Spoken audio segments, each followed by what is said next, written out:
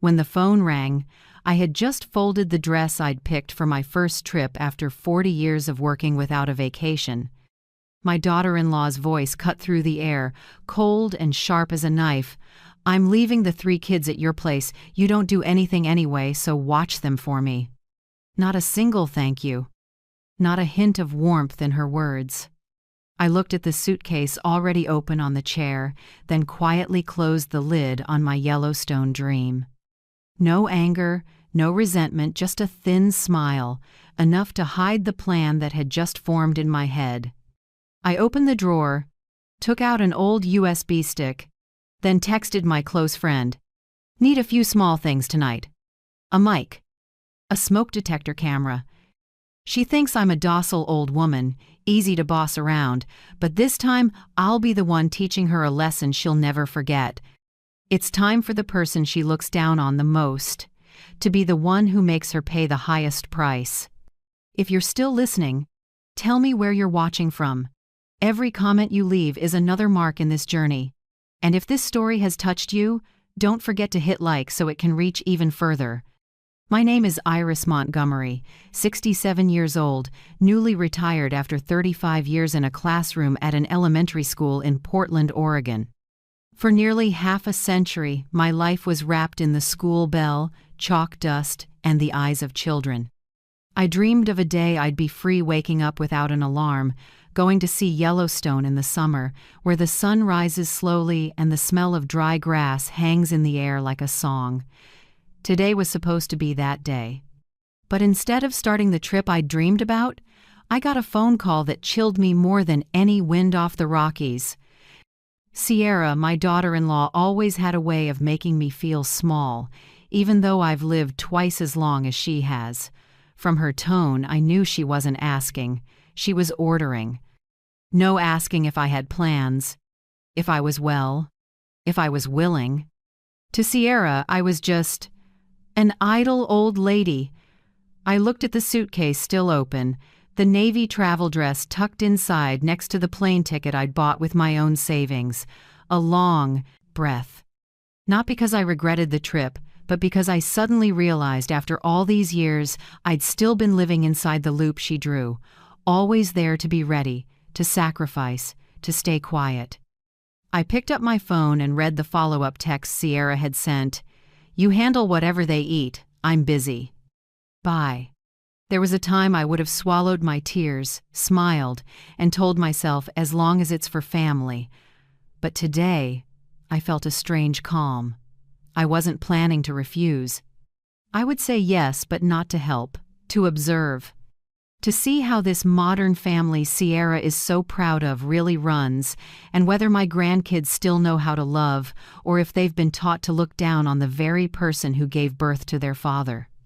I texted Nora Bennett, my best friend from Teachers College, who now works as a TV technician. "Swing by tonight. Need a few things.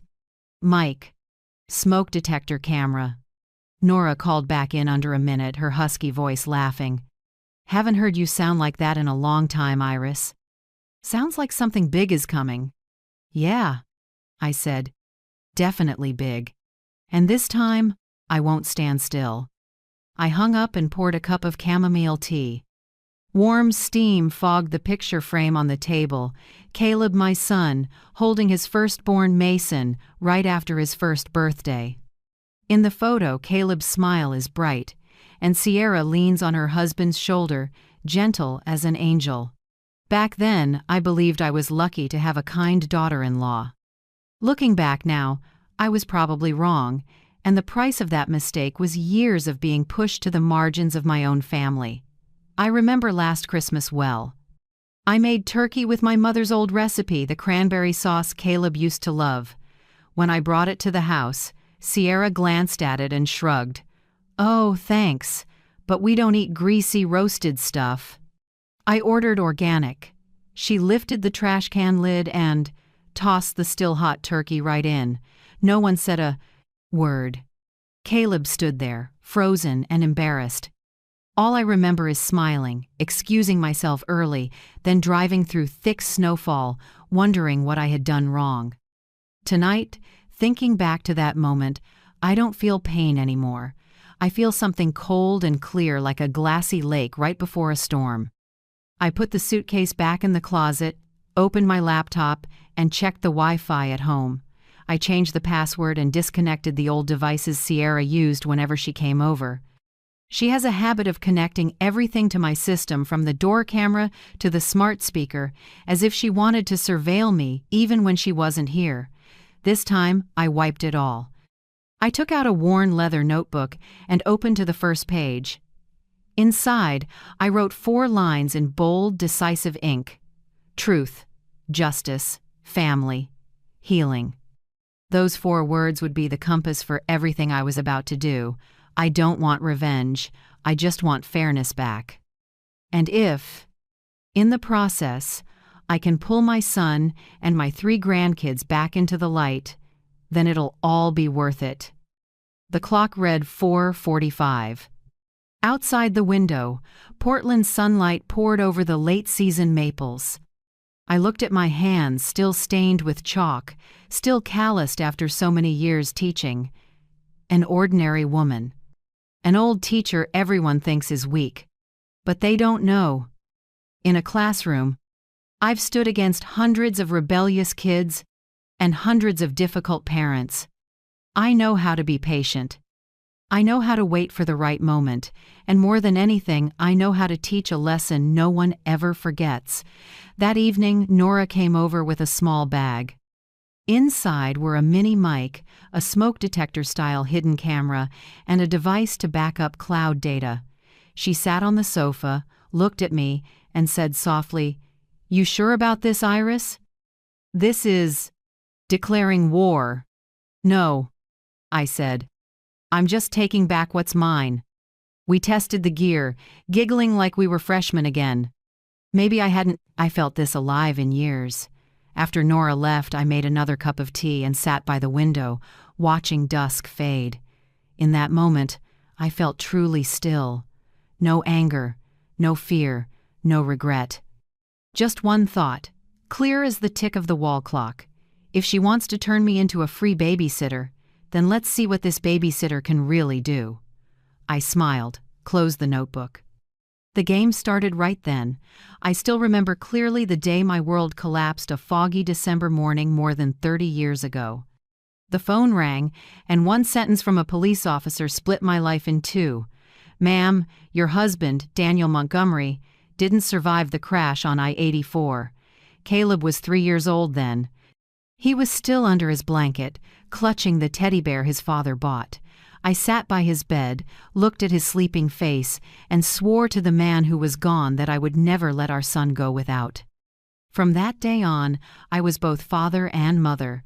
By day I taught at Jefferson Elementary, by night I tutored neighborhood kids at home. There were nights I got home ready to collapse, fingers raw from grading until late, but hearing my boy giggle in his sleep made me feel stronger than anyone. A teacher's salary is never generous, so I stretched every dollar. Some months the electric bill hit the same time as the milk money, and I chose to eat toast with butter all week so Caleb could have new school shoes. He was little. He never knew how many meals I skipped to buy the book he wanted. All I needed was to see his eyes light up when he opened it. That was enough. One Christmas when Caleb was 8, I realized I had only a few singles left in my wallet.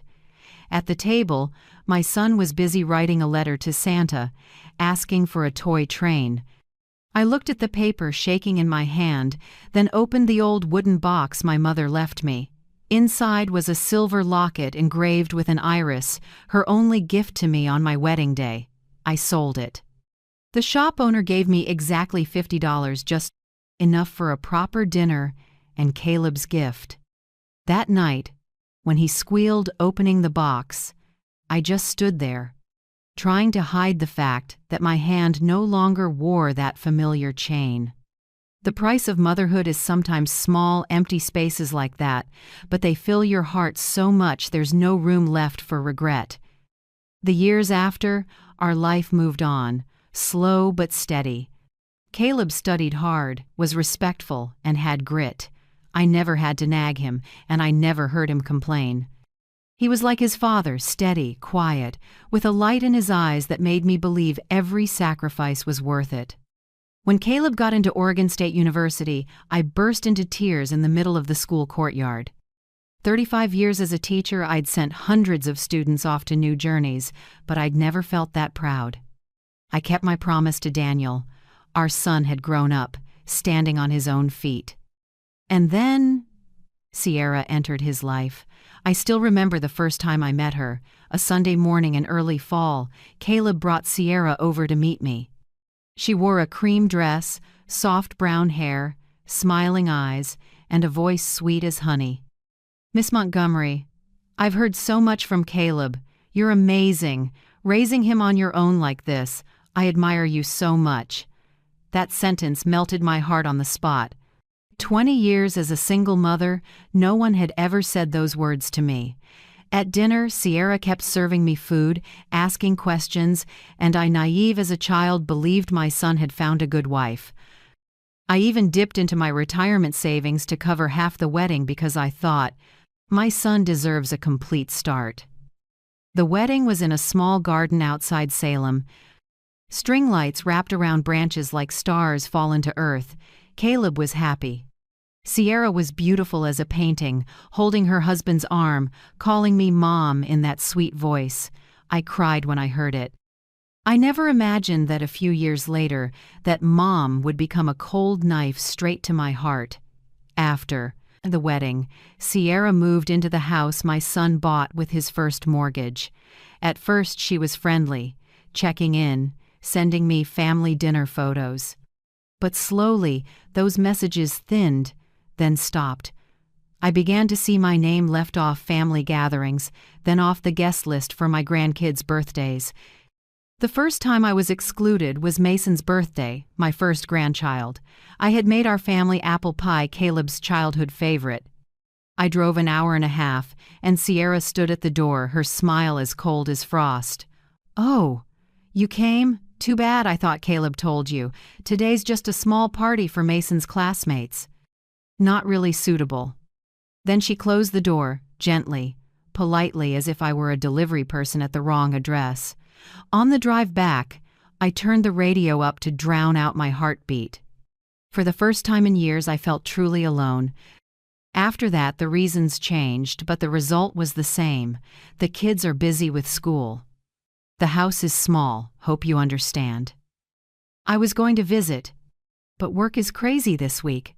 I learned to wait, to smile, to get used to the silence in a house that felt bigger by the day. But what hurt most wasn't being forgotten, it was watching Caleb burn out. My son worked 14 hours a day at a steel plant, eyes always tired, shoulders always heavy. I asked, "You doing okay, Caleb?" He just smiled. "I'm fine, Mom. Sierra just needs more time to get her business stable." I wanted to believe, but a mother's gut wouldn't let me. Sierra always talked about new projects, conferences, business trips, and my son's bank account kept shrinking. I'd heard a few neighbors whisper that Sierra was in some multi-level sales groups. I didn't want to believe it until the day she called me a poor old lady. It was Thanksgiving. I brought a basket of red apples from my yard. When I stepped into the kitchen, Sierra was on the phone, not bothering to lower her voice. "His mom's coming?" Ugh, another poor old lady with tacky home-cooked food. I swear, people like that ruin the vibe. She didn't know I was standing right behind her. When she turned around, the smile on her lips froze, but I only said one thing. "Don't worry, I won't ruin your dinner." Then I set the apples down and quietly left. From that moment, something in me changed. Not quiet sadness anymore, but a small flame, low, steady, persistent. I don't want revenge. I want my place back, the place of a mother, a grandmother, the one who built the foundation they're standing on. That night, I took out the last letter Daniel wrote before he died. The ink had blurred, but I could still read the last line. "Teach our son to be a decent man, Iris. Don't let the world make him forget kindness."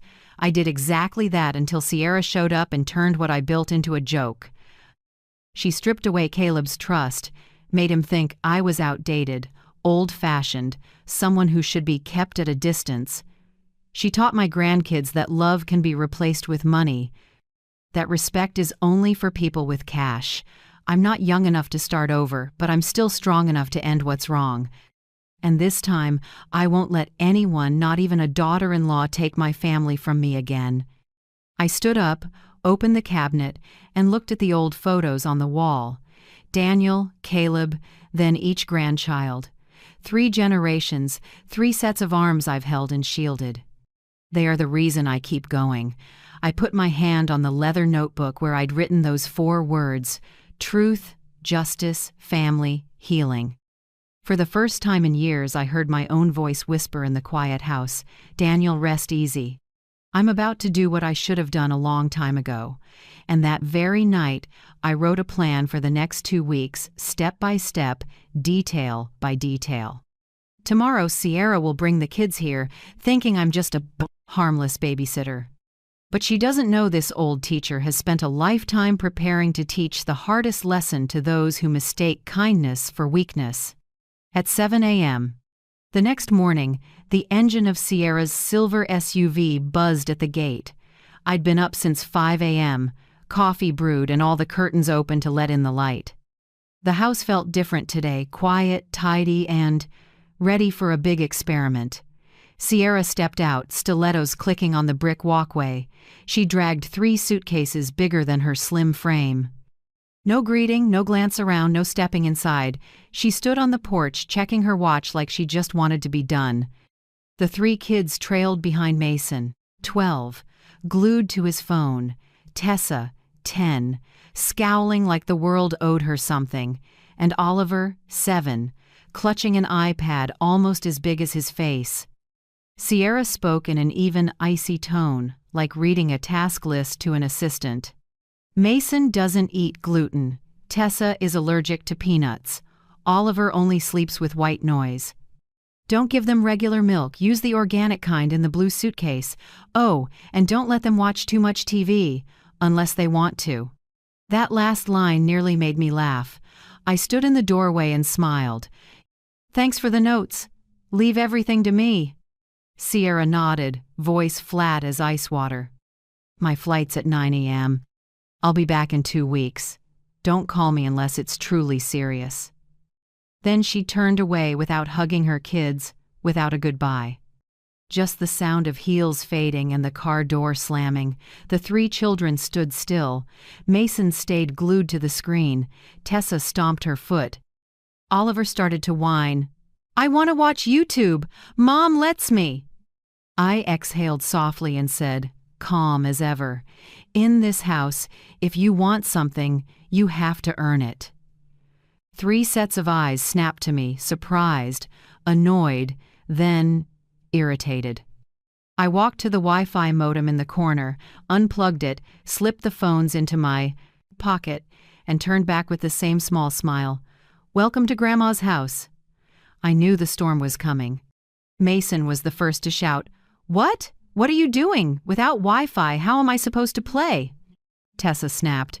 Nothing's fun at your house. It's so boring here. Oliver started wailing. I want the iPad. I want the iPad now.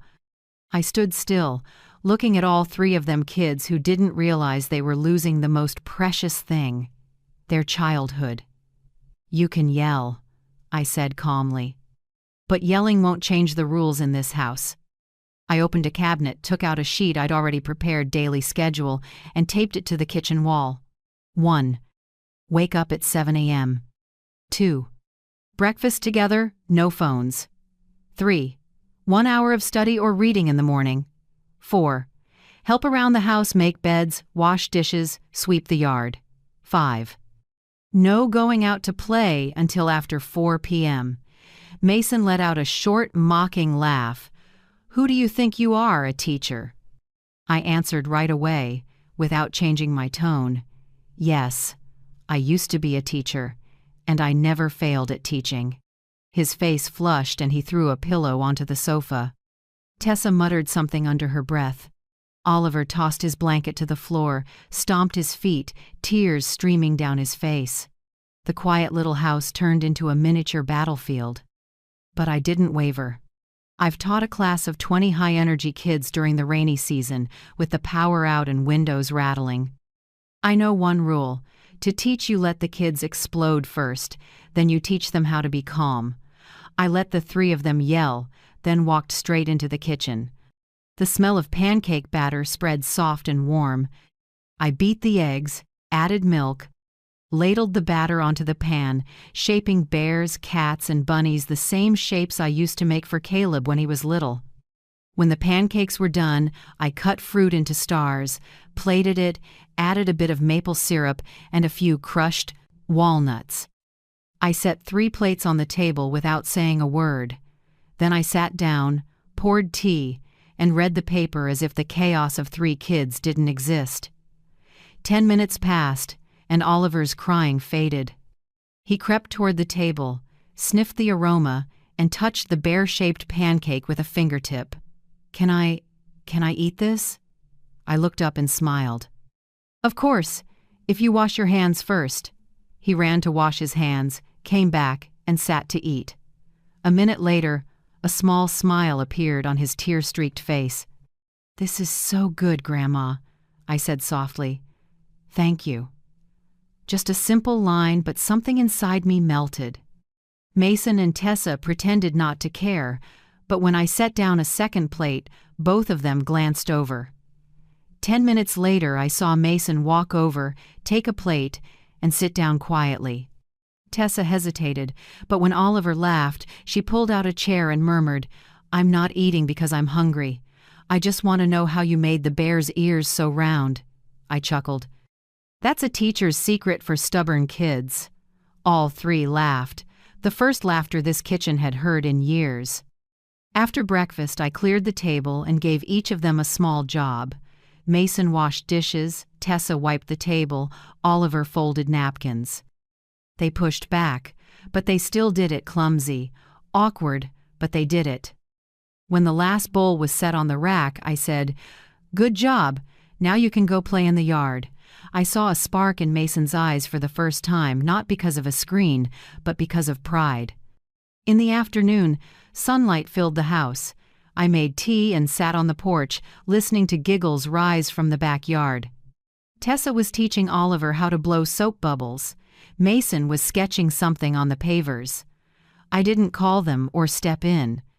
I just watched a fragile, peaceful moment so beautiful I had to take a deep breath to believe it was real.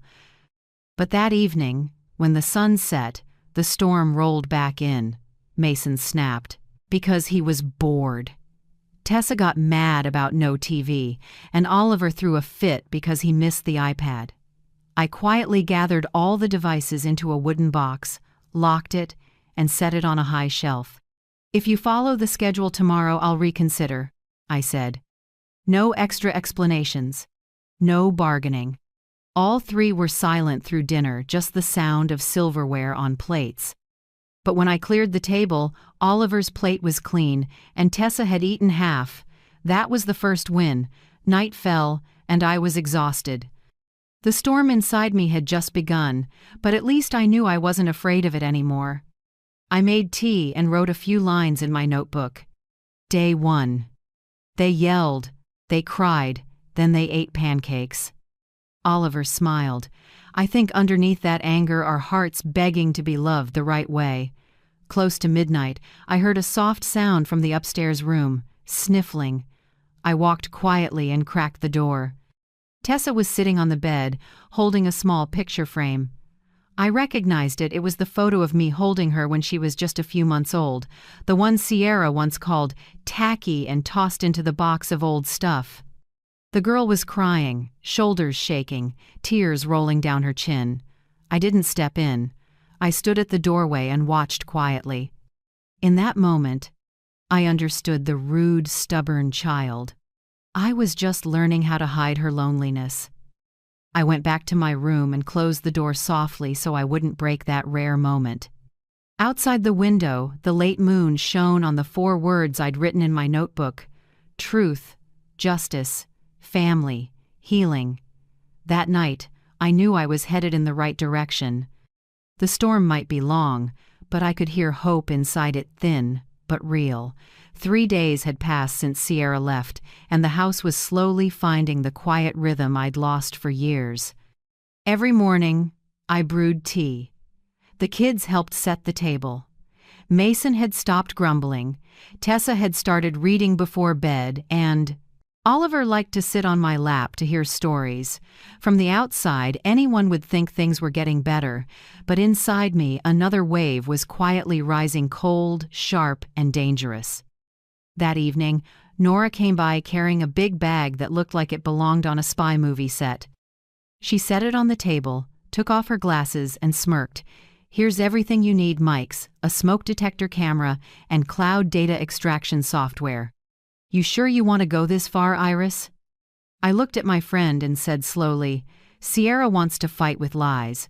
I just want the truth to speak, that's all." Nora nodded, then helped me install everything. We mounted a tiny camera in the hallway right above an old frame. Another went in the living room, disguised in the wall clock. Mini mics went under the sofa and in the planter. All the data would auto-save to a cloud drive only Nora and I had the password for. When everything was done, I sat down and felt a strange calm. I've spent my life teaching kids to be honest, but sometimes adults have to use tactics to protect what's right. On day 4, Mason was at the corner of the table doing homework. I noticed he kept texting, sneaking glances, looking uneasy when I got close. I didn't say anything, just poured milk for all 3 and walked away. But that night, after everyone went to bed, I remembered Nora's story about how kids' clouds often held more secrets than their phones. I opened my computer and plugged in the drive Nora gave me. The software she'd installed popped up surprisingly simple. With just a few steps, I could access Mason's backup photos, messages, downloads, all stored in a cloud account Sierra had set up for him. I didn't plan to read private things, but when I saw a folder named School Trip, San Diego, I paused. I remembered clearly Mason had never been to San Diego. I opened the folder. Dozens of photos appeared. In one, Sierra stood pressed against a strange man by the beach. Their fingers were laced together. Her smile wasn't for the camera, it was a woman in love smile. Under the photo, "Number new life, number finally free." I read it over and over. New life. Finally free. A chill ran down my spine. I scrolled. More photos, Sierra in a silk dress, a cocktail in her hand, the same man's arm around her, taken at an oceanfront hotel. This was definitely not a conference trip like she'd claimed. I dragged the photo aside and checked the file's hidden info. It read, RonanPiercePhotography.com. The name hit like a hammer. I murmured, Ronan Pierce. I opened a browser and searched.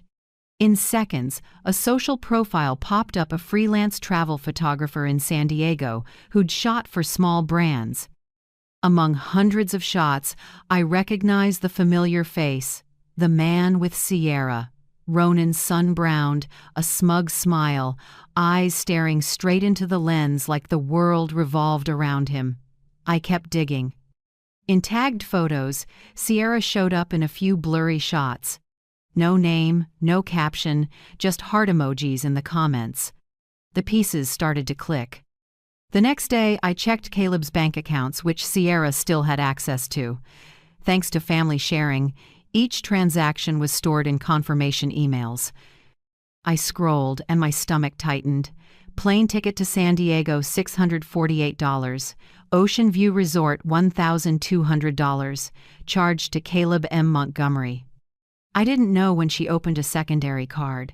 Caleb probably never noticed he trusted his wife, like a lot of good husbands do. And Sierra turned that trust into a tool to spend, to betray, and to destroy the man who supported her. I printed every invoice, put them in an envelope, and labeled it Evidence 1. On the table, I lined up the photos, a few message snippets, and the bank statements. I'd never been a spy, but in that moment I felt like I was protecting a case for justice.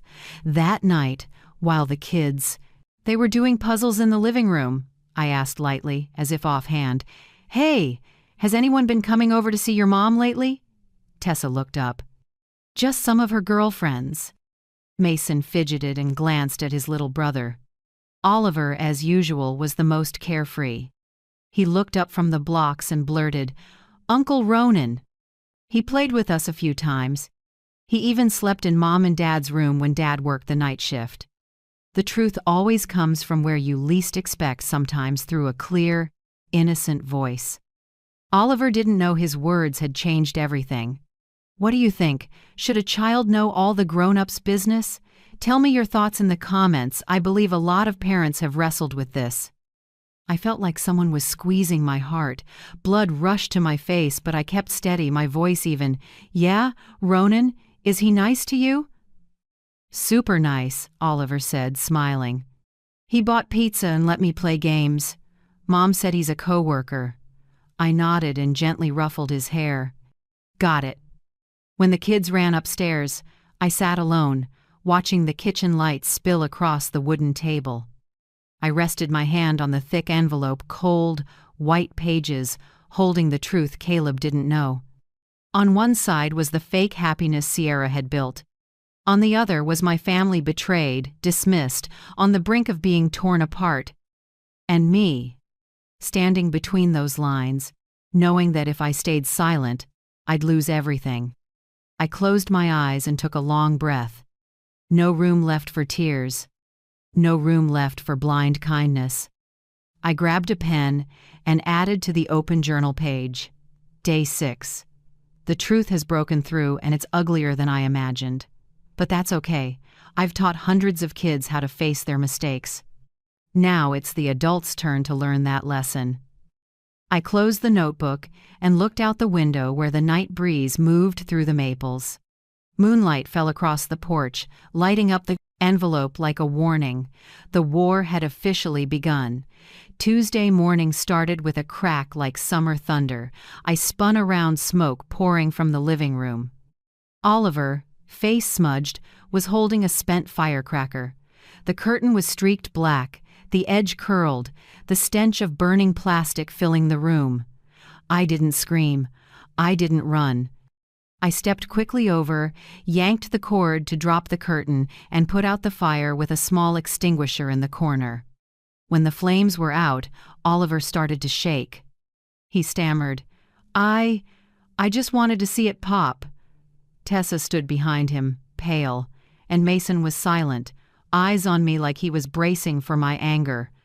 I set the extinguisher down, brushed the dust off my sleeve, and said, light as air, "In this house, the only person allowed to make smoke is Grandma when I'm baking.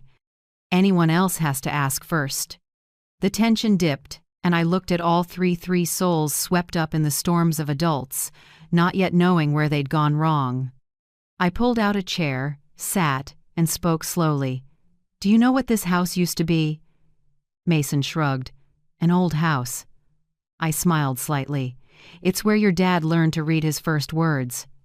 It's where your grandpa sat with his tea every morning, and where I taught dozens of neighborhood kids when the school closed.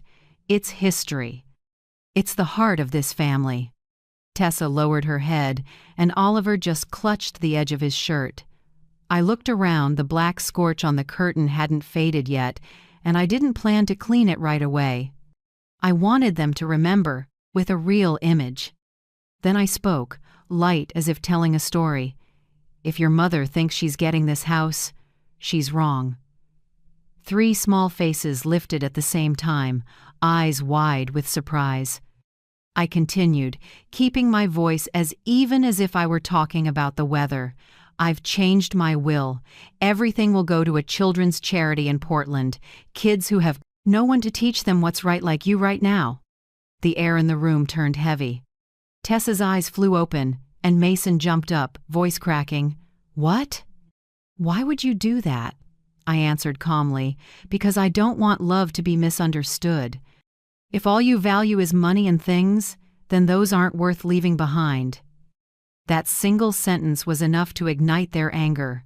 Mason shouted and punched the wall. Tessa burst into tears, screaming that I hated their mom, and Oliver threw a pillow at me, yelling, "Mom says you're cruel, now I believe it." I didn't react. I stood still, one hand on the table, feeling their anger swell like waves. I knew those weren't children's words, they were echoes of an adult, the lines Sierra had poured into their ears for too long. They smashed things, tore photos off the shelf, knocked over a vase, and hurled a family frame to the floor. The sound of breaking glass rang through the house. But I stayed there, no yelling, no threats, no tears. On the wall, the camera Nora installed kept silently recording everything. I let the little storm pass, like someone who's learned to wait after decades of being a mother and a teacher.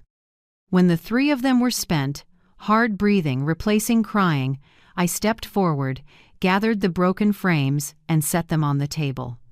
Then I opened a drawer, took out 3 savings passbooks, and placed them in front of them. I spoke very slowly, letting each word drop to the floor like small pebbles. "These 3 passbooks are yours. Every month I've put in a little from my pension and tutoring savings. I planned for you to open them when you turn 18, so you'd know love isn't just words. But if you treat love with contempt, I'll close them. For good." No one said a word, only the ticking of the clock. I saw the hardness fade from Mason's eyes. Tessa swallowed, and Oliver stared at the cover with his name on it. Then they sat down, without anyone telling them to. Their small shoulders slumped, not from fear, but from confusion. I didn't comfort them. I quietly went to make tea. When I came back, I set a mug of hot cocoa in front of each child and sat down across from them. "You don't need to apologize. Anger is normal. But you have to learn to use it to understand, not to hurt." I told them about kids I used to teach, some who lost a father, some whose mother went to jail, some who had no one come to pick them up after class. "They acted out like you did today," I said. "But once they knew who really loved them, they changed, because love can't be bought, and it can't be forced." Mason looked at me, those once defiant eyes now wet. Do you hate our mom?" I gently shook my head. "No, I'm just sorry. A good mother teaches her child how to love and how to feel ashamed when they're wrong." "Your mother forgot that?" Tessa asked softly, her voice trembling. "If we say sorry, will you open the accounts again?" I smiled and patted her head. "I never lock them. The key is in how you live." That afternoon I called Derek, Nora's younger brother, who works for CPS Child Protective Services. I asked him to stop by for a home visit, calling it a routine check. I didn't want to scare them, just a gentle presence to help the kids understand that the world has people who are watching, who care, and who are ready to help. Derek arrived at 3 o'clock. He's tall, with a deep voice and kind eyes. He sat on the sofa and smiled at the 3 kids. "Hey guys, I'm here to see if you're living happily, that's all. Anyone being forced to eat veggies here?" The question made Oliver laugh, and Tessa giggled. Mason stayed quiet, but his face had softened. Derek chatted gently, asking about school, friends, and each child's feelings. When he heard Tessa say, "Grandma makes us read before bed," he nodded. "Sounds great. Books are probably better than phones, huh?" Tessa pressed her lips together, smiled shyly, then nodded. After the home visit, Derek pulled me onto the porch and said quietly, "These kids have clearly been emotionally neglected for a long time, Iris. What you're doing, gentle but firm, is right. They just need to feel safe." I nodded, feeling some of the weight lift. When Derek left, I saw the 3 kids sitting on the front steps, quietly watching the red sunset cover the trees. No arguing, no phone sounds, just the glow of the day's last light reflected in their eyes. Standing inside, looking through the doorway, I saw Mason tilt his head and say something, and all 3 of them laughed a real laugh, not forced, not bitter. I knew the ice was thawing. The anger had passed, and where it moved through, the ground softened enough for a kind seed to be planted. I held my cup of cold tea and whispered to myself, She thinks I'm just a babysitter. But these very children are teaching me how to win. Outside, the wind carried the smell of freshly cut grass. Portland's sky shifted slowly, and inside me, another plan began to take shape, deeper, sharper, and more certain than ever.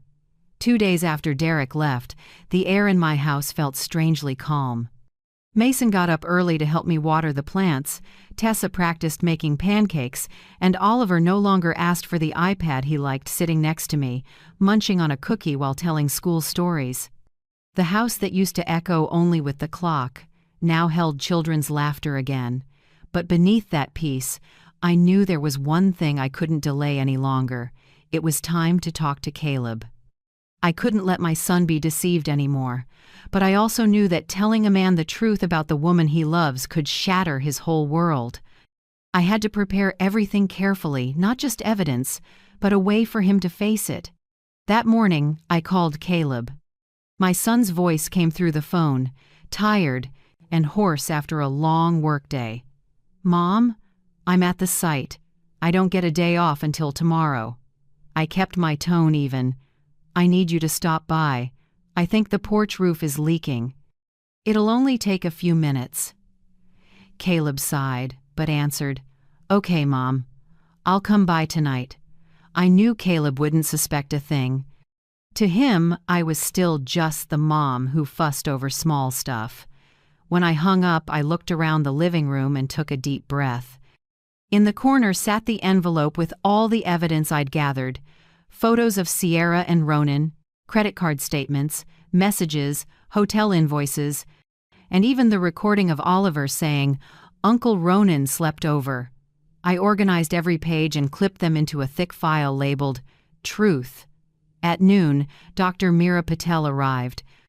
She's an old friend of Nora's, a well-known child psychologist in the area. I'd called her after seeing the kids' troubling behavior, explosive anger, fear reactions when their mother was mentioned, and the emptiness in their eyes. Dr. Patel spoke with each child, her voice warm and steady like a familiar aunt. All 3 were guarded at first, then gradually opened up. Tessa said her mom often called me a controlling old lady. Mason said he was scared his mom would get angry whenever he mentioned his dad. And Oliver, he said one line that stabbed my heart. "Mom says don't trust anyone, not even Dad." After more than an hour, Dr. Patel sat with me on the porch. She spoke gently but firmly. "All 3 kids show signs of emotional manipulation. They've learned to fear love instead of trust it. If this continues, they'll grow up in confusion, doubting even themselves." I was stunned. Anger flared inside me, but only for a moment. I'm past the age of rage. What I have left is resolve. I took Dr. Patel's hand and said, "Can you help me document this? If needed, I'll bring in a lawyer." "Of course," she nodded. "I'll prepare a formal TEND assessment. You're doing the right thing, Iris." When she left, I felt lighter. Not because I had another ally, but because I knew the truth was being written down undeniable. Late afternoon, I straightened the house and prepared for the most important evening since this all began. Mason helped wipe the table, Tessa arranged cookies, and Oliver brought tea out to the porch. They didn't know what was coming, just that I was quieter than usual. Around 8 o'clock, I heard Caleb's car at the gate. I saw my son step out, blue work shirt stained with grease, calloused hands, dark circles under his eyes. He looked older than his years, but when he saw me, there was still a hint of the warmth I used to hold in my arms. "The roof's not leaking, Mom," he said with a small smile. I answered, "It's not the roof, but something in this house is leaking trust." Caleb frowned. I pointed to a chair for him to sit. On the table, the thick file was ready. I started by opening the laptop. Right in front of Caleb were photos of Sierra with Ronan smiles, fingers intertwined, and the caption number, "New life number, finally free." Then the credit card statement's large transactions in his own name. Finally, the messages between Sierra and R. He's too busy to notice anything. We're almost there. Caleb went silent. I watched his shoulders begin to shake. His hand gripped the table edge. Then he spoke slowly, voice rough. No way. No way, Mom. I set my hand on his, light but steady. Sierra's been unfaithful, Caleb. And she's dragged you into wrongdoing you had no idea about. He looked up, eyes wet. What did I do wrong? I just wanted us to be okay. I worked myself to exhaustion to make her happy. Why me? There was no gentle answer that could soothe that pain. I just spoke slowly, word by word. You didn't do anything wrong.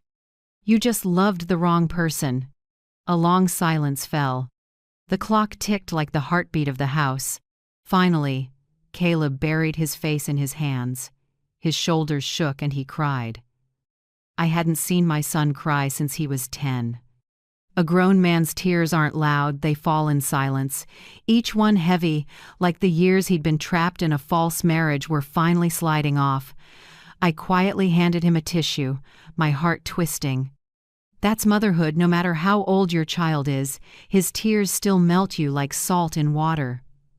Caleb's crying woke the kids upstairs. Tessa opened her door, and Mason and Oliver followed.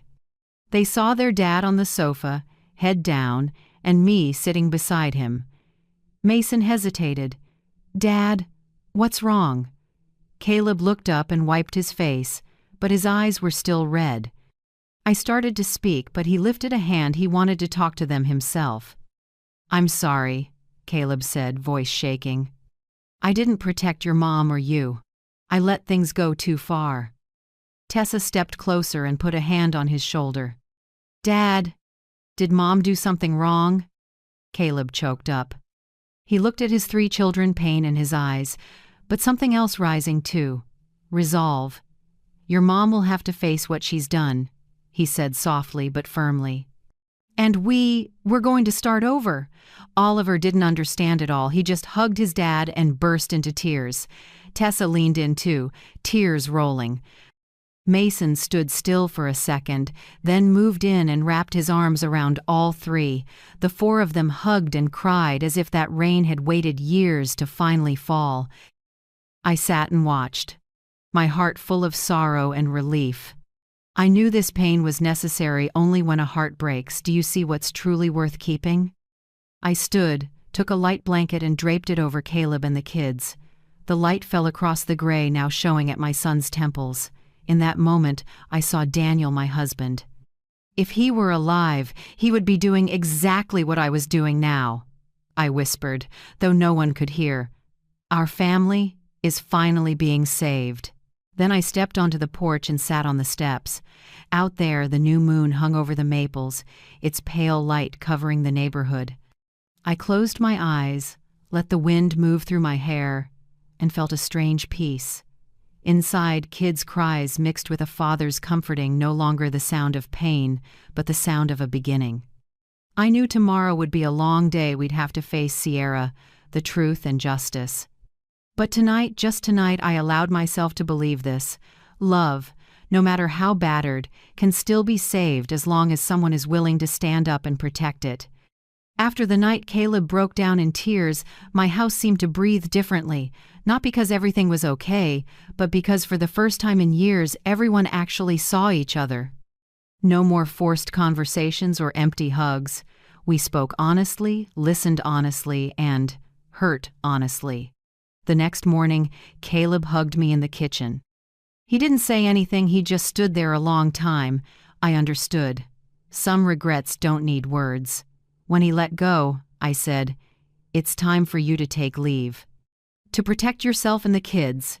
He nodded, voice still rough. "I already put in for 2 weeks off. I want to move in here, Mom. At least until things are clear."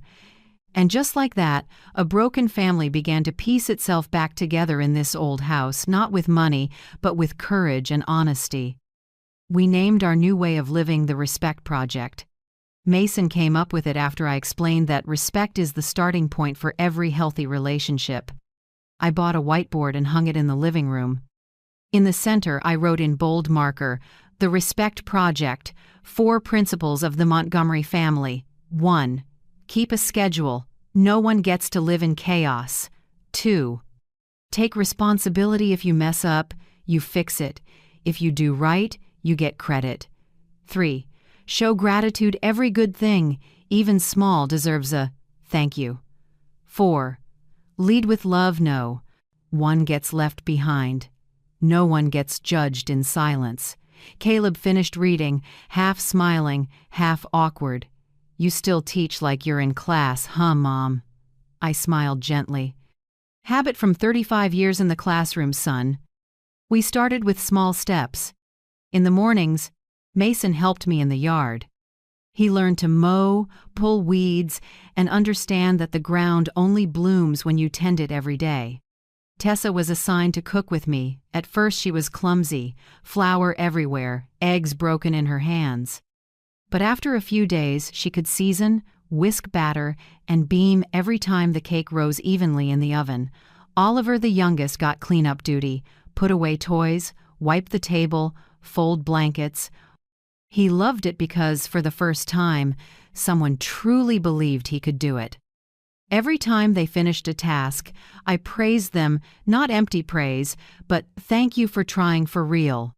They were surprised maybe no one had said that to them in a long time. In the afternoons, Dr. Meera Patel came for therapy. 3 sessions a week, each almost 2 hours. She spoke with each person, then with all of us together. She told the kids, manipulation isn't love. When someone makes you scared, it makes you feel at fault, even when you didn't do anything wrong. That's not love. Mason asked, what if that person is your mom? Dr. Patel looked him straight in the eyes, gentle but not avoiding it. Then you need to speak the truth even more. Real love isn't afraid of the light. I watched Mason lower his head, his hands clenched, and I knew something inside him was shifting. After the second session, Tessa brought me a drawing. 4 people were on it, me, Caleb, her, and her 2 brothers. In the corner she'd scribbled, real family. I couldn't say a word. I just pulled her into my arms. The smell of a child's hair mixed with the scent of cookie dough, and my heart warmed. Sometimes healing begins with a sheet of paper full of color like that. In the days that followed, the house buzzed like it hadn't in years. Morning laughter from the kitchen, noon with Mason playing ball with Oliver in the yard, evenings with all of us around the table, sharing small stories. No one talked about Sierra anymore, but I knew her name still hung in the air like a cloud that hadn't cleared. One evening, while I was folding laundry, Mason suddenly asked, Grandma, why didn't you push back earlier? When Mom started treating us badly, when she lied, why didn't you tell Dad right away? The question was a light blade, but I didn't dodge it. I set the stack of clothes down and looked him in the eye. Because I thought silence was love. I thought if I kept the peace, things would calm down. But I was wrong, Mason. Staying silent about wrongdoing only makes it bigger, hurts the good people, and makes the bad ones think they're right. He nodded slowly, then said softly, I get it. I used to stay quiet when Mom yelled at my siblings because I was afraid she'd hate me. I ruffled his hair. Now you know, don't you? Courage isn't fighting, it's speaking up for what's right.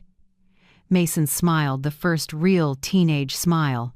Friday afternoon, we decided to do something special, write letters to Sierra. Not to blame her, but to let go. I set out pens, paper, and envelopes. Caleb sat at the table, face serious but eyes softer now. Each of us wrote a letter. I wrote a short note to my former daughter-in-law, Sierra, I'm not angry anymore.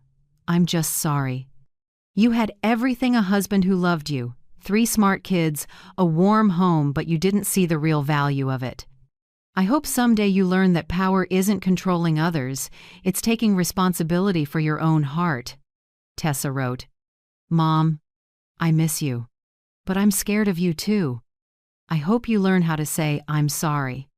Mason wrote just one line, I forgive you, but I won't forget. Oliver drew a picture 4. People holding hands, and a woman standing far away on a hill next to the Sunday. He scrawled underneath, Mom is going to school to learn how to love. When Caleb read that, he couldn't hold back tears. He set the drawing down and took my hand. Mom, I don't know when I'll ever forget, but I want to start over.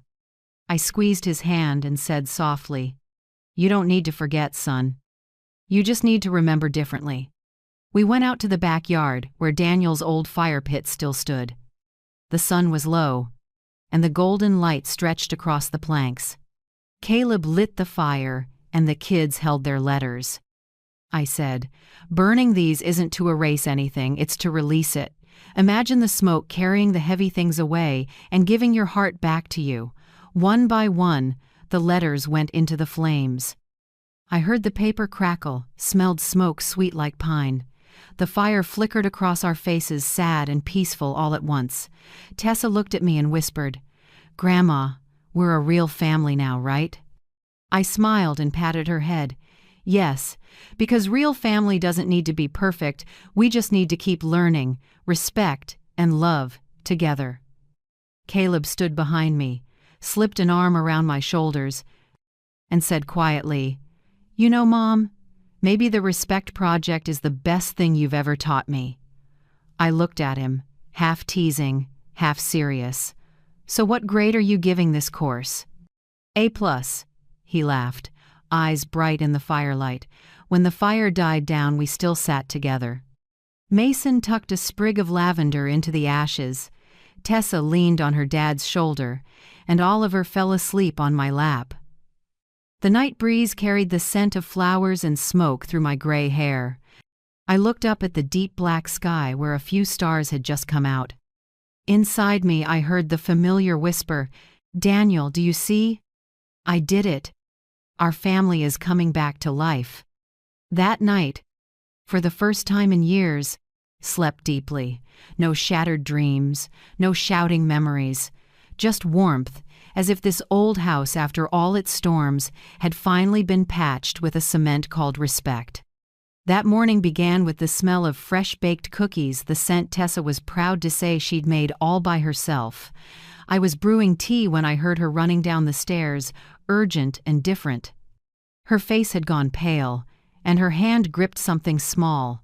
Grandma, her voice trembled, I have this. I think Mom will be mad if she knows I took it. I set the cup down and pulled out a chair. Sit, sweetie, tell me. She held out a small silver USB drive, pink strap worn thin. I found it in Mom's old coat pocket. I borrowed the coat yesterday and dropped it by accident. When I plugged it in, I got scared and pulled it out. But I saw a lot of pictures. Strange ones. I think, you should see.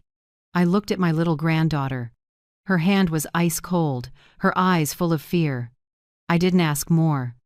I nodded and hugged her tight. You did the right thing, Tessa. Thank you. In that moment I realized she's only 10, but she had a courage many adults don't. I waited until the kids were on the school bus, then plugged the USB into the laptop. The screen lit up with 3 folders: photos, plans, and audio.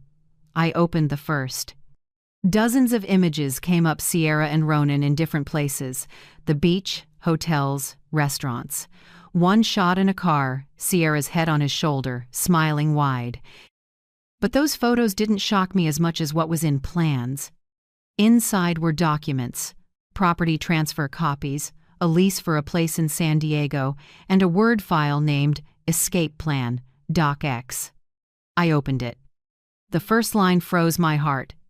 Step 1. When back in Portland, provoke the kids. Record Iris yelling to use as evidence of abuse. Step 2. Use the fake Caleb hitting the kids video. Send to a family lawyer. Ronan will edit. Step 3. Apply legal. Pressure to force Iris out of the house, win custody, and take the rest of the assets. I went still. My eyes burned, but my chest didn't shake, only a steel-cold feeling rose. I opened the last folder. Audio. There were several short recordings. One longer clip, about 12 minutes long, was labeled, Try 2, real clip. I clicked. Sierra's voice came on, light and smug. Ronan, listen. Should we add crying here? So people believe it more. A man's voice laughed. At it. When the court hears the Caleb hitting the kid's part, no one will guess it's fake. With this, you can take everything. Sierra chuckled and said lightly, I told you Iris is old and slow. She'll never guess she's housing the evidence that'll take her down. I closed the file. The room went dead quiet, only the ticking clock. My hands trembled a little, not from fear, but from a mix of fury and pity. A woman I once called daughter-in-law had gone this far? She wasn't just unfaithful, she was willing to destroy her own children to get what she wanted. I called attorney Alicia Romero, who had helped me redo my will before. After listening, she paused a few seconds, then said, Miss Iris, what you have is extremely strong evidence. This isn't a family matter anymore, it's criminal, falsifying evidence, financial fraud, and emotional manipulation of minors. I took a long breath. Alicia, I don't want police involved just to get even. I only want to protect the kids. I understand, she said. Then let me help you do it the right way. Email me an encrypted copy of the USB now. I'll loop in Derek and we'll set a plan. 2 hours later, Derek arrived. He brought a laptop and CPS files. After going through the USB, he shut the computer and looked up at me. You were right to stay quiet. We'll report to the police tomorrow morning, but first I need to line up protection for the kids. I asked, Are you sure they'll be safe, Derek? I won't take my eyes off them, Iris. And I can make sure Sierra can't get near them without a court say-so. We planned into the night. Alicia would file an emergency petition with family court. Derek would prepare a CPS report on neglect and manipulation. Caleb and I would lock down anything Sierra could use, medical files, family photos. When things were set, Caleb put his hand over mine, voice rough but steady. I'm not afraid anymore, Mom. She's taken too much from me. This time, I'm taking it back. I looked at my son, his eyes, red from sleepless nights, still held a fierce light I hadn't seen in a long time. I knew the broken man from the other night was gone. I stood and wrote on the living room whiteboard, right under the Respect project we'd penned before, Law, Truth, Love, Safety. 4 simple words, but I wanted the kids to see them every day. I wanted them to know justice isn't revenge, it's how the world balances what's been twisted. Tessa walked in, read it, and asked, Grandma, why does it say law, too? I patted her head and smiled. Because some good things need more than a heart, they need the law to protect them. I'll teach you that. That night, the house was quieter than usual. Caleb sat at the table, reviewing every page. I was getting blankets when I heard a knock. Tessa, Mason, and Oliver stood there, all 3 a little shy. Grandma, Mason said, can we sleep with you tonight? I froze for a second, then nodded. Of course, kids. They piled into my bed under the big comforter, Oliver in the middle, his fingers locked around mine. Tessa leaned on her brother's shoulder, and Mason stared at the ceiling, whispering, I don't know what's going to happen, but I trust you. I squeezed their hands, warm and firm. Just remember one thing. The truth is always stronger than lies. It can be buried, but it never disappears. They all nodded and fell asleep fast. I lay still, listening to their steady breathing and the porch wind. For the first time in years, this house truly slept. No shouting, no shadow of fear. Just the warmth of 3 children curled close, proof that good things still have room to grow even after being trampled. I whispered into the dark, almost like a prayer. Justice Day isn't far. And that night I knew the fight ahead would be brutal, but this time I had something Sierra would never understand. The trust of a real family. The next noon, Portland's sunlight was unusually bright. The sky was clear, but inside me a string was pulled tight. Caleb was in the living room straightening the stack of documents Alicia had just organized. Derek had the kids out back, and I was making ginger tea, hands still slightly shaking. At 12:15 p.m., suitcase wheels scraped across the gravel path. The door opened. Sierra walked in beige silk dress, glossy heels, expensive perfume trailing down the hall. She stood there, the same smug confidence as always, voice clipped. "Oh, finally remembered to open the door for me? I'm home, Iris." I didn't answer. I just poured more tea, then turned toward the living room table where Alicia and Caleb were already seated. Sierra stopped short. I caught a flicker of confusion in her eyes. "What is going on here?" she asked, her voice higher than usual. Alicia looked up with a polite smile. "Hello, Miss Sierra. I'm Alicia Romero, attorney for Mr. Caleb Montgomery." The whole room seemed to hold its breath. Sierra darted a glance at me, then at Caleb, the husband she'd once treated like a puppet. He stayed silent, his eyes strangely cold. "Caleb?" Sierra snapped. "Why did you call a lawyer?" He answered slowly, voice rough but clear. "To have an adult conversation, not one built on lies." Alicia opened her briefcase, took out a small silver USB drive, and set it neatly on the table. "Miss Sierra, before we begin, I'd like you to hear your own voice." She played an audio file.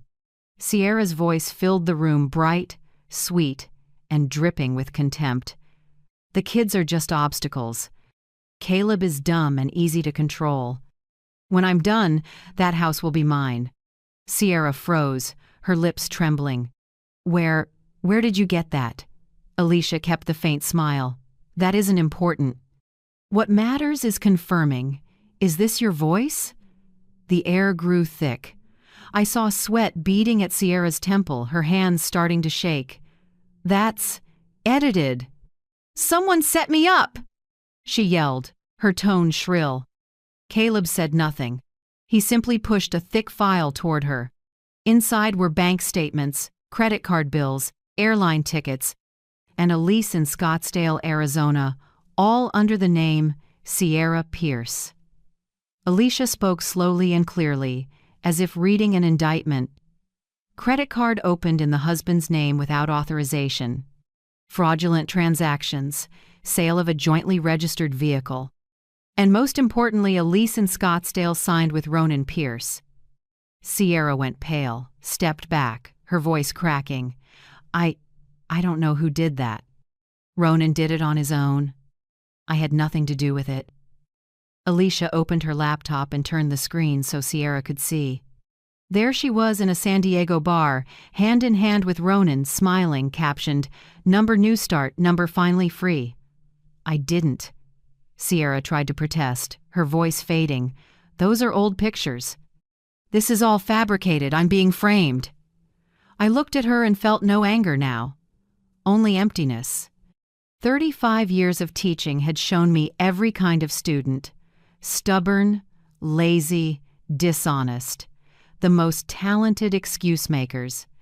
But none had made me feel both pity and regret the way this daughter-in-law did. I set my teacup down and met Sierra's eyes. "I didn't set you up, Sierra. I simply let you speak for yourself." She opened her mouth to shoot back, but just then, the back door eased open. Tessa came in, clutching her old teddy bear. No one moved. She took a few steps and stopped in front of her mother. "Mom," she said, voice shaking but firm, "don't touch me." Silence swallowed the room. Sierra looked as if she'd been slapped. Her lips trembled, her eyes glossy, but no tears came. Tessa turned and hugged her father, and then Mason and Oliver came in to stand beside them, 3 small bodies standing in a row next to Caleb, while Sierra stood alone. I saw my son's shoulders tremble. Then he bent to hold all 3 children.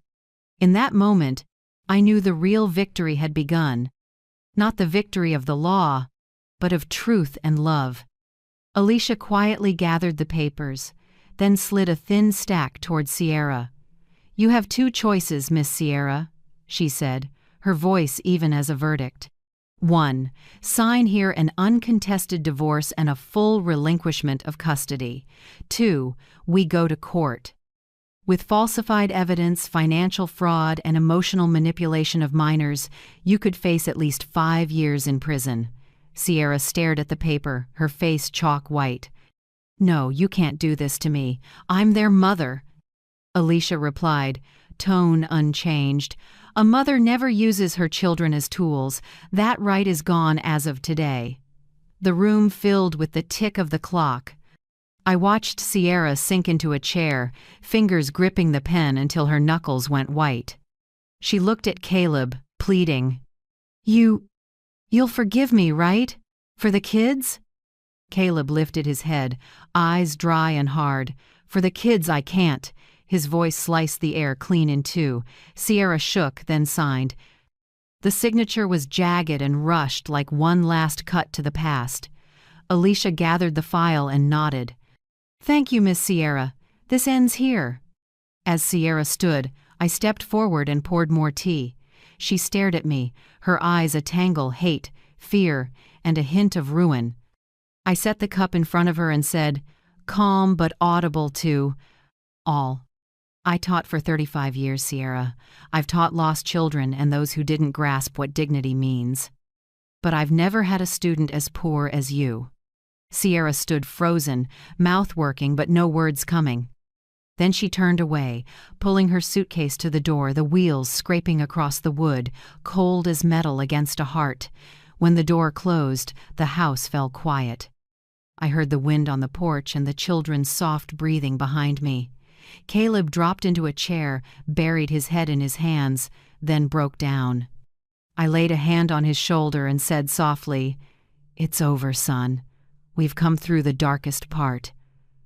Mason stepped up and pulled his younger brother closer. Tessa wiped her tears and looked at me. "Grandma, where will Mom go now?" I met her eyes, gentle but steady. "Your mother will have to find her own way. As for us, we stay and rebuild this home." All three children nodded. In their eyes, I saw no fear, now only trust. Later that afternoon, as Alicia was leaving, she squeezed my hand and murmured, "Miss Iris, this might be the most unforgettable divorce case of my career. But I have to say, you're the strongest woman I've ever met." I smiled, tired but lighter. "No, Alicia, I'm just a mother who knows when to stand up." Sunlight flowed through the window onto the table, where the words on the whiteboard remained clear. Law, truth, love, safety. Outside, the children's laughter drifted across the lavender. I poured myself fresh tea and took a long breath. The ginger warmth mingled with the flowers, sharp, bold, and comforting. In that moment, I knew this battle wasn't only about reclaiming justice, it was also a journey to reteach our whole family, including myself, the last lesson of my life. Love isn't enduring abuse. And sometimes, silence is no virtue, it's complicity. 3 weeks passed after the divorce papers were signed, and the house eased back into its old rhythm, simple, slow, and calm. Caleb returned to work. Mason helped me in the garden. Tessa learned to bake. Oliver drew pictures and taped them all over the kitchen walls. In the evenings, we watched old movies or just listened to the rain on the porch. Those days felt so peaceful, I sometimes forgot the storm wasn't truly gone. That afternoon, the sky turned heavy gray. Portland held its breath before a hard rain. I was arranging flowers in the living room when I heard tires screech at the gate. A black SUV pulled up and the door flew open. A woman stepped out, red dress, high heels, makeup so thick it looked stiff, Sierra. Beside her stood a man I'd never seen, black suit, file case in hand, and behind them was Ronan Pierce. I watched the three cross the yard, face neutral, while my heart thumped steady and loud. Sierra smirked when she saw me open the door. "I'm here to get justice." "This man is a social worker we have the right to inspect." I tilted my head slightly and answered as calmly as I could. "Justice? Good. But before he does anything, please come in. Here, everything is recorded." She flipped her hair and stepped inside, rolling her suitcase. Ronan followed, far less sure of himself than before, eyes flickering. The so-called social worker flashed a badge and spoke quickly. "We received a report that Miss Iris Montgomery is emotionally abusing minors." I smiled without a hint of panic. How interesting. Please have a seat. And why don't we start by watching a video? I switched on the big screen in the living room and played the video I'd kept the day the kids lost their temper and smashed things. The image was clear. I stood still in the chaos. No yelling, no hitting. Just quietly picking up. The audio filled the room, my voice gentle, speaking to Mason, Tessa, and Oliver. You don't need to apologize. Anger is normal, but learn to use it to understand, not to hurt. Sierra went pale. The social sows worker stared at the screen and stepped back a little. I turned to him. Does this look like abuse to you, Mr. Social Worker? He stammered and didn't answer. Right then, the door opened behind me. Caleb walked in blue shirt, expression like steel. Behind him were attorney Alicia and Derek, the real CPS officer. The room suddenly felt smaller. Derek strode up to the man and showed a real credential. I'm Derek Fields, CPS, Multnomah County. And you are? The man froze, face draining. I was just hired. I didn't. Hired? Derek pressed. By whom? All eyes landed on Sierra. She stood rigid, hands clenched and shaking. Ronan stared at the floor, shoulders locked. Sierra? Caleb said, voice rough but commanding. You again? She sprang up, voice shrill. I just want to see my kids. You're keeping them from me. I had to do this to get my rights back. Alicia calmly opened her briefcase and laid out a copy of the USB audio files, photos, and the plan to run off with Ronan. Miss Sierra, what we have here shows you orchestrated false reports, hired someone to impersonate a state employee, and fabricated abuse claims. You know how serious that is, Ronan blurted, voice breaking with fear. It was her. She told me to help, said we'd just scare them. I didn't know we'd be charged. Sierra whipped toward him, screaming, Shut up, you were getting your cut too. But Ronan was already backing away, practically running out, leaving Sierra alone in the crowded room. She turned to me, eyes wild, resentful, frantic, desperate. What do you want from me, Iris? You took everything house. Kids, husband. What more do you want? I stood, answering slowly. I don't want anything, Sierra. I want the truth. And today, truth came on its own, nobody had to call it. Derek stepped forward, voice firm. Per policy, from this point on, Miss Sierra, you may only see your children under CPS supervision. Any violation, and you'll be charged for impersonating a public employee. Sierra shook and choked out. You're stealing my kids. Just then, the door opened, the three children stood on the threshold, having heard everything. Tessa stepped forward first, eyes bright but unafraid. She didn't hurt us, she said, steady. She taught us how to love. Oliver squeezed his sister's hand and added, Mom lied. Grandma never hit us. Mason looked at his mother, cold and sad at once, and spoke slowly, word by word. You say she stole us. But really, you left us first. Sierra staggered and dropped to her knees in the middle of the living room. Rain began outside, drumming on the roof, blending with sobs that wouldn't form words. Caleb looked down at her, weary but resolute. I begged you to stop, Sierra. You didn't listen. Don't blame anyone now. She lifted her head, eyes blazing with hate. You'll all regret this, I answered, calm as if speaking to a lost student. No, Sierra. Only liars regret the light. We're just living honestly. When the police arrived, they took statements and collected devices and evidence. Sierra was ordered to leave the house while the court reviewed the case. She kicked and cried, while Derek kept his voice even. Miss Sierra, you need to cooperate. If you truly love your children, start by taking responsibility. She stumbled out onto the porch. The rain was pouring.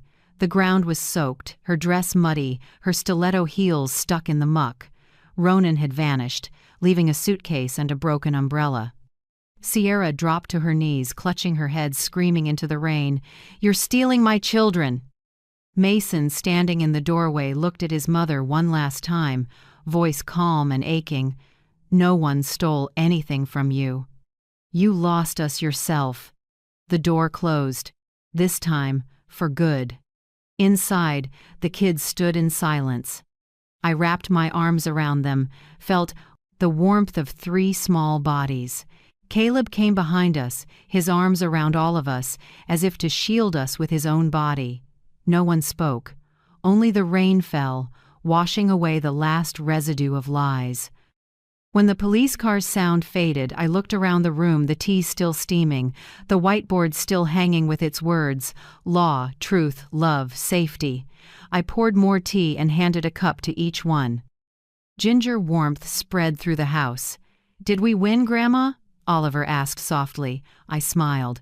"Not a win, sweetheart. We're free." The kids leaned against me, eyes drooping. Caleb stood by the window looking out at the rain and said softly, "Mom, thank you." I turned, took his hand. "Don't thank me.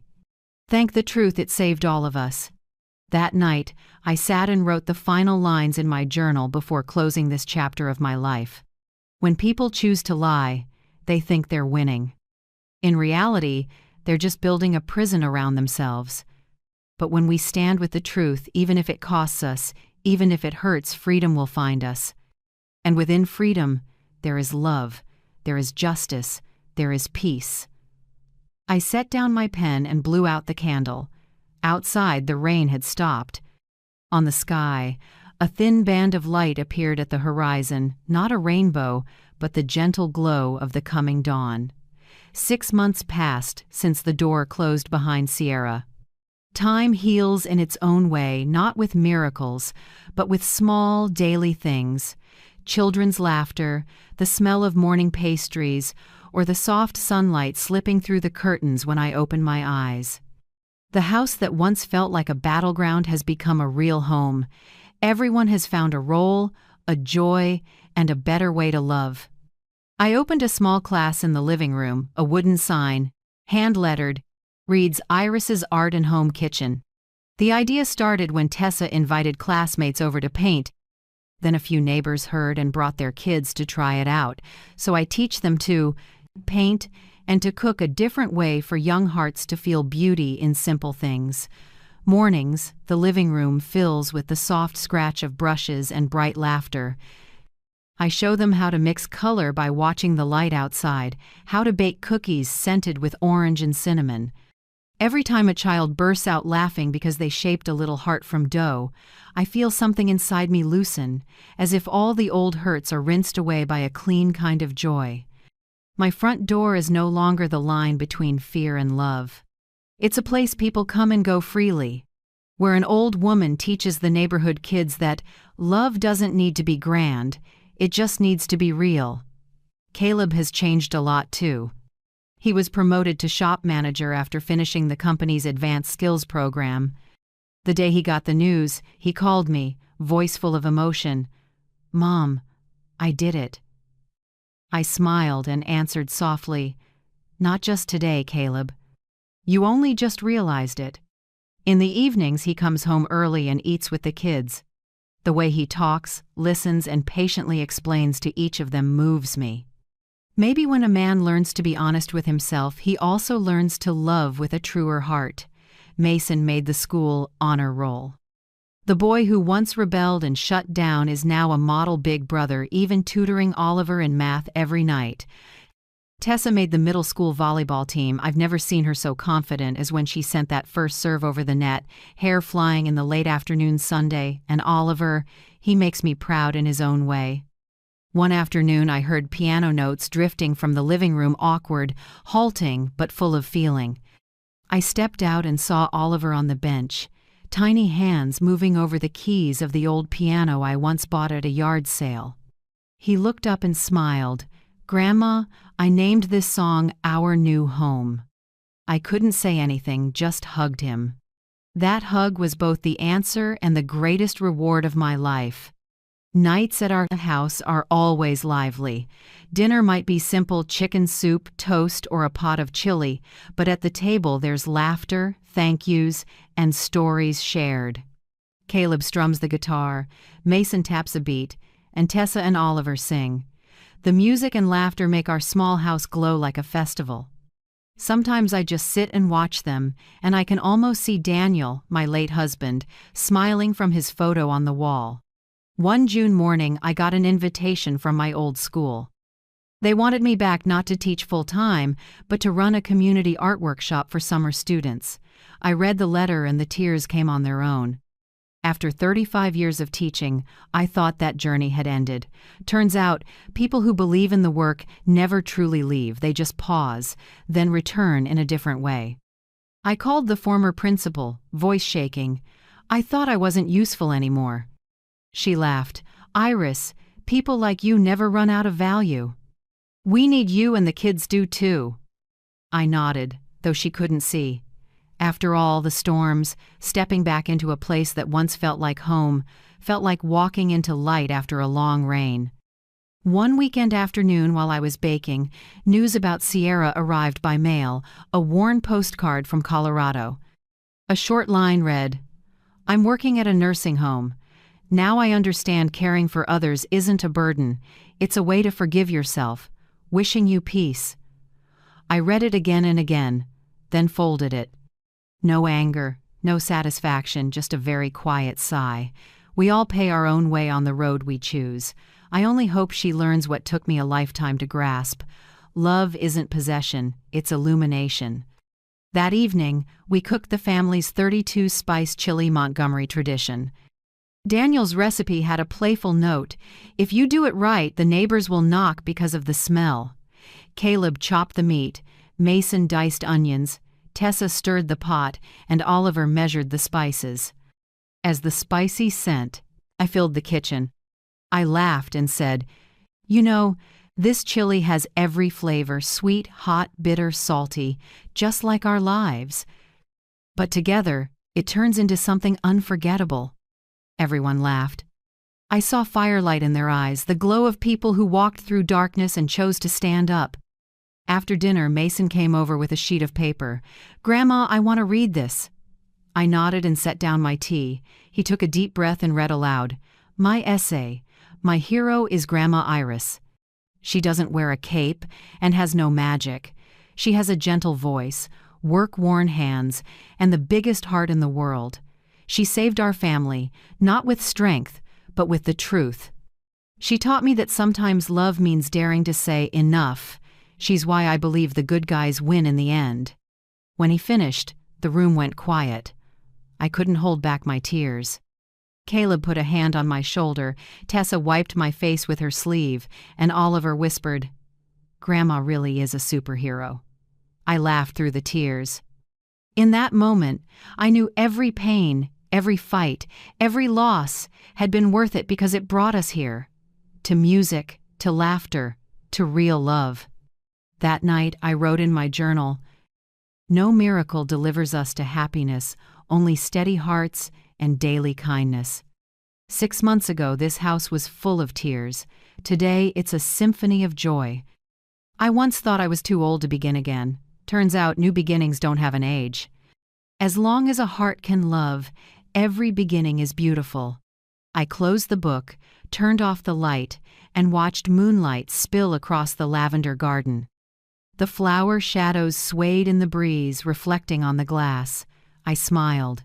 For the first time in years, I wasn't just surviving, I was truly living. On Sunday morning, sunlight slipped through the curtains, soft as a silk scarf. I was about to turn over when I heard little whispers in the hall, then giggles.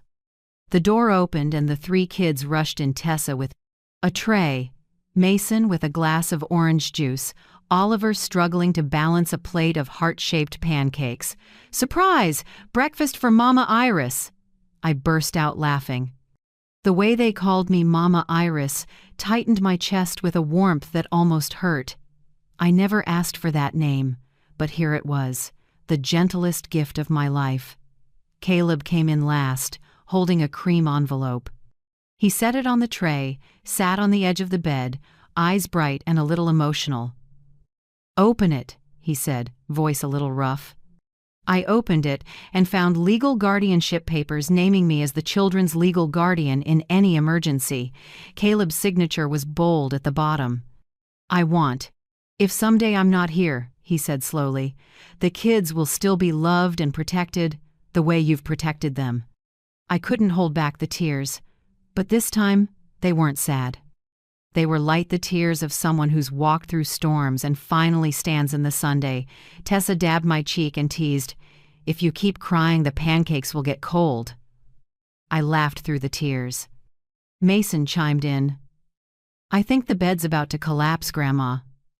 Caleb put on a mock serious voice, "Whoever breaks the bed washes dishes for a week." We all burst out laughing. The sound rolled through the room, bounced off the walls, and blended with birdsong at the window, the sound of life, of hearts that have been healed. I looked around. My old bed crowded with people, breakfast a little cold, the pancakes a bit lopsided, orange juice slightly spilled, and I had never seen anything so perfect. I said, half joking, half true, "You know, nobody does nothing. The one who keeps the roof peaceful is the one doing the most." The 3 kids looked at me, confused for a second, then grinned. That line felt like the final note to the symphony of these years, the old sneer, "You don't do anything," now blown away like a bitter joke in the wind. That afternoon, while the kids played outside, I sat at the table and opened the notebook that's followed me through this whole journey. I wrote the final lines. Respect doesn't need to be begged for. It's built from boundaries, honesty, and real love. I was once seen as someone who does nothing, but now I know the ones who quietly keep the light on are the ones holding the world together. I closed the book and breathed in the lavender from the porch. Caleb walked by and squinted at me. "Journaling again, Mom?" I smiled. "Yes, so when I forget why I live, I'll have a place to read it back." Near dusk, we all gathered in the yard to take a new family photo, the first in years. The kids insisted on handling the tripod, set the angle, and cracked up while I tried to balance with the neighbor's cat weaving around my feet. When the timer ticked down, Caleb wrapped an arm around my shoulders, the kids crowded in, and the shutter clicked. I saw myself smiling in that picture, a true smile, not forced, not hidden. We printed it that very night and set it in a wooden frame next to the old photo of me and Daniel. I looked at the 2 photos, 2 different worlds, 2 eras of a life, and whispered to my late husband, "I did it, Daniel." I finally kept our home. Outside, the wind moved through the lavender, the scent spreading light as the breath of peace. If you've stayed with me to the end, thank you for being here through the whole story. My journey from a woman dismissed as doing nothing to a mother, grandmother, and teacher who found her purpose again, maybe it touched a corner of your heart too. I want to ask you, where are you watching from in this big world? Are you also keeping a roof over someone's head, small as it may be, but full of love? Leave the name of your city or a favorite family memory in the comments. I'd truly love to read them and know where we've met in this wide world. And if this story brought you a little warmth, a little faith, please hit like, subscribe, and come back for the next stories where real love always outlasts lies, and the people who seem to do nothing are quietly keeping the whole world from falling apart.